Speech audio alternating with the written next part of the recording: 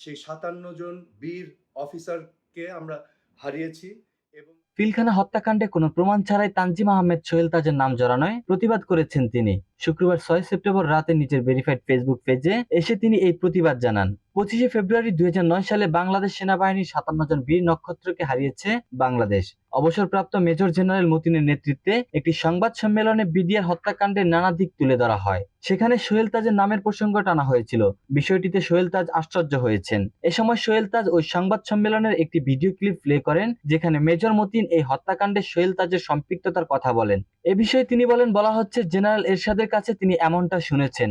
একজন প্রয়াত ব্যক্তির কাছ থেকে শোনা কথা নিয়ে তিনি যুক্তি দিয়েছেন, যা কখনোই ঠিক নয়। প্রমাণ ছাড়া একজন মানুষকে কালিমা দেয়া কোনোভাবেই গ্রহণযোগ্য নয় বলে মন্তব্য করেন। এরকম একটা নিকৃষ্ট হত্যাকাণ্ডের কেন একটা মহল বারবার সোহেল তাজের নাম জড়ানোর চেষ্টা করছে, এমন প্রশ্ন রাখেন তিনি। সাবেক এই স্বরাষ্ট্র প্রতিমন্ত্রী বলেন, এই ঘটনায় তার পরিবার এবং তার ভাবমূর্তি ক্ষুণ্ণ হয়েছে।